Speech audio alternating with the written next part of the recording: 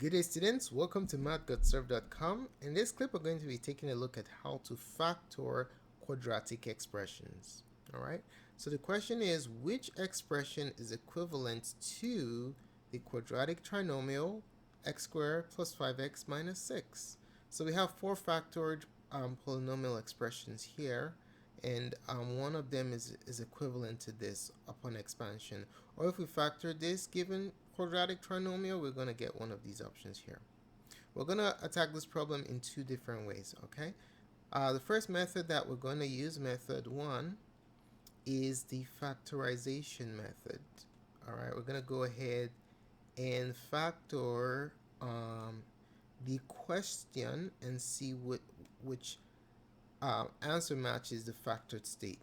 All right, so let's go ahead and try that method first, and then we'll get the answer. Then we'll use the other method. Method 1, factoring.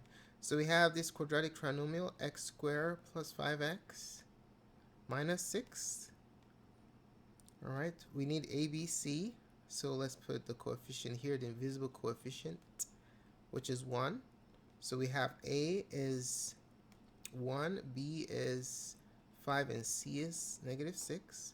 We're going to be using a method called the AC method to factor this quadratic trinomial, okay?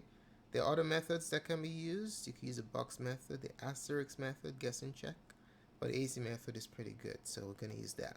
All right, so AC goes on top, B goes on the bottom. That's why it's called the AC method. A times C is 1 times -6, which is -6, and B is 5. So how you're going to play the AC method or the X game is you're going to find two numbers that multiply to give you AC, -6, and add to give you 5.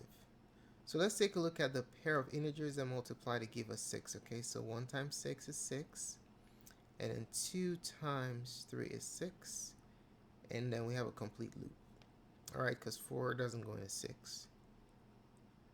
Neither does 5. All right, so which pairing works here? Let's try 2 and 3, okay? So it's just trial and error, but one of these pairs is definitely going to work. So it would try 2 and 3. Can we adjust the signs in such a way that we hit AC, -6, and 5? The product has to be -6 and the sum has to be 5. If they're both positive, the sum is 5, which is good, but the product is going to be +6, which does not match. If we make any of these negative, for example, if we make this negative, it's going to give us a negative product, but the sum will always be less than 5. Okay, because -2 plus 3 is going to be +1. Or if we negate the -3 component and do the addition, 2 minus 3 is going to be -1, which is not equal to 5. But the product is 6. So using 2 and 3, we can hit the top number if one of them is negative, but can't hit the bottom. But we can't hit the top number if they're both positive. All right, so that automatically tells us that 2 and 3 is not the pair we're looking for. Let's try 1 and 6. Okay, so 1 and 6, let's see if we can alter the signs in a way where we can get -6 as a product and 5 as a sum. So since the sum is positive, that means that the smaller number has to be negative, right? So let's make -1 negative. -1 plus 6 is +5. Good. -1 times 6 is -6. Excellent. So this is the pair that we're looking for right here. 1 and 6. Now what you notice in this particular polynomial expression is that A is equal to 1. What does that tell us? Well, that tells us that we don't need to factor by grouping. All right. So since, let's put a side note here, since your A value is equal to 1, no grouping needed. This just applies mainly to the AC method, all right? But if A were not equal to 1, then we have to employ factorization by grouping, where we have to break them up into the first pair and the second pair, and then we have to factor out the coefficient and stuff like that. Okay, but in this particular case, A is 1, so we don't need to group. We can jump straight to the factored state. So what's the factored state going to be? Well, since we have x squared, we can just put an x here and an x here. and then extract these two numbers that we came up with from the x gain. -1 and 6, just exactly as they are. Insert them into the parentheses, -1 and 6, +6. So the factor state is x minus 1 times x plus 6, or you can switch the factors. Remember, multiplication commutes, right? Just like addition, it doesn't matter the order, you get the same answer. Bam. So x minus 1 times x plus 6, or x plus 6 times x minus 1 is the answer. So let's look at the options that we have. So we can see here that the answer is option number 4. X plus 6 times x minus 1. Alright, let's do another method. So let's say you don't like the factor, okay?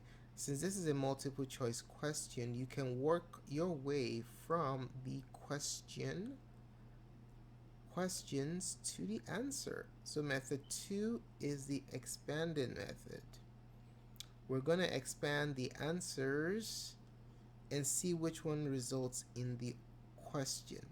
Alright, this one takes more time, but if you're fast, you don't have to take forever to do it. So let's start with option 1. We have x plus 3 times x minus 2. We're just going to FOIL this out since we're multiplying two binomials. First, outer, inner, last. Bam, bam, bam. Let's do it. So when we multiply, we have first, x times x is x squared. Outer, x times -2 is -2x. First, outer, inner, 3 times 3x. 3 times x is 3x, +3x. Inner, last, 3 times -2 is -6. Okay, notice how I stacked the like terms. Why? It was easy to just combine. Keep track, keep it organized. Alright, so if we simplify, we have x squared, we're adding downwards, plus x minus 6. Now, does it match the original question? The answer is no.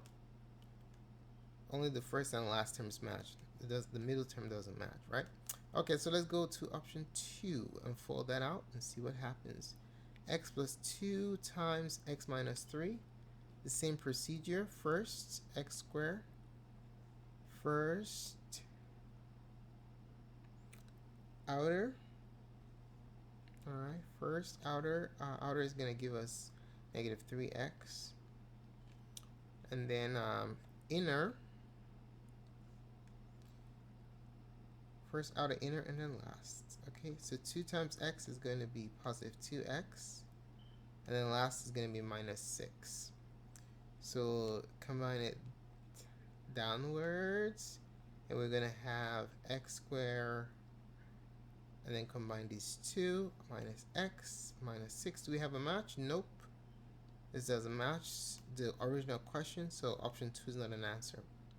Let's go into option 3. Hold that out also. X minus 6 times x plus 1. Okay.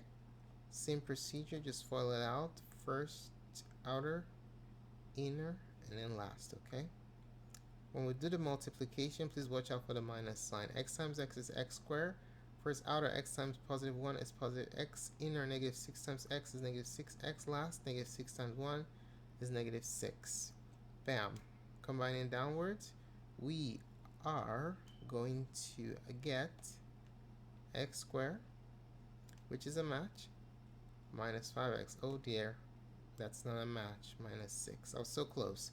The middle term is -5x, whereas for the original question is +5x. Alright, so we determined that the answer was option 4 earlier. So let's see if upon expansion of our selected answer we get the original question. Alright, let's fold this out. First, outer, inner, last. First, outer, inner, and then last. Okay, x times x is x squared. X times -1 is -x. 6 times x is +6x. And then 6 times 1 is -6. And then we combine it downwards. And then what do we get? We get x squared minus x plus 5. Minus x plus 6x is -5x. +5x.